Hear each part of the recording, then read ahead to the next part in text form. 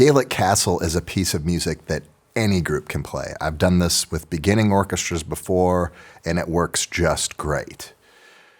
Students like programmatic music, and right here on the cover page, we actually get a program. It talks about where this piece is from, and talks about the landscapes of Gaelic castles and the culture behind all of this stuff, some of the holidays that they celebrate, and there's only one little blurb about how to perform it here, but most of it is about the program, about the piece, program notes. But there's just one little blurb here about how to play it, use lots of bow and then short bow on the quarter notes, okay? Good advice. But then, the whole rest of this thing above here is all actual program notes, something that you could put into a program to help explain the piece. What are we listening to exactly? It's kind of Burgundian in nature. It's got this kind of pavane rhythm here at the beginning. It's got these open strings here that I think are supposed to resemble bagpipes a little bit. Although, just because it's supposed to resemble bagpipes, go ahead and play it in tune anyway, okay? And no offense to bagpipe players, although this is coming from someone who taught beginning strings for many years. So I might know a thing or two about out-of-tune playing. But anyway, make sure if you're going to perform this that the open strings are in tune.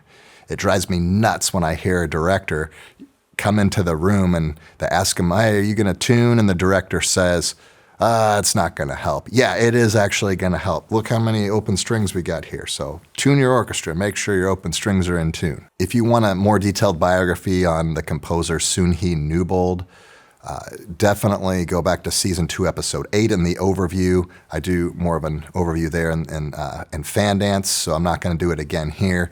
But the main things that you need to know about her is that she composes a lot of music for strings. They all tend to be geographic and cultural. She picks a spot here and picks a spot there and finds cool things about those people and writes music about their culture. So it's easy for the students to get into. Some things that make Fan Dance easy.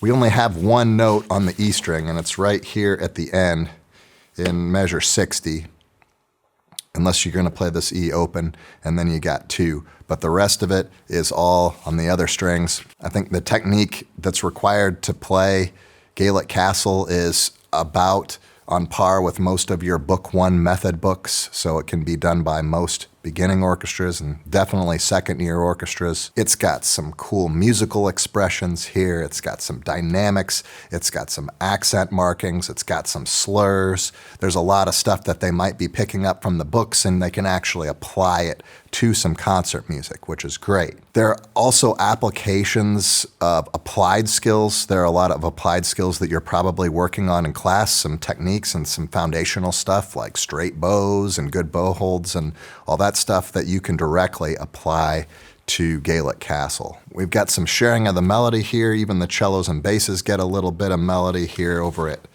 measure 35. And if they're not playing melody, it's fine because there's a lot of counter melody too, and they can have fun with that as well. There are some challenges with Gaelic Castle. We do have material on the G string, so if the students aren't comfortable with those G string notes, you might want to review. They're also going to have flexible elbows. Can they tuck their elbows under? Can they keep a good left hand shape? Or are those C naturals on the G string just going to be really out of tune? So there are some opportunities to improve technique there as well. There's also some obligatory pizzicato here, so that means that could mess with your tempo, so you definitely work on your pizzicato technique in the teaching companion, and there is a teaching companion to this found on teachingorchestra.com. It has some strategies for how to deal with that and some other things, but there's not like a whole lot of really intensive left-hand stuff, so it gives you the opportunity to work on your setups, are you holding your instrument right, or are you bowing correctly, that kind of stuff. Kind of take it slow and just start applying technique to some concert music. The other thing is, can we stay together? Can we start at the same time and end at the same time? And that's one of the challenges that we have here, and I'm going to do an entire video on some strategies on how to stay together. So stay tuned for that one. But in the next video, we're going to talk about technique building. What are some of the techniques that we can use to apply to Gaelic Castle that we're already working on in class? How do we cross that bridge from just working on technique as an exercise and translating that into something that we're going to perform? That's the trick here, and I'll be going over some strategies in the next video, so I hope to see you then.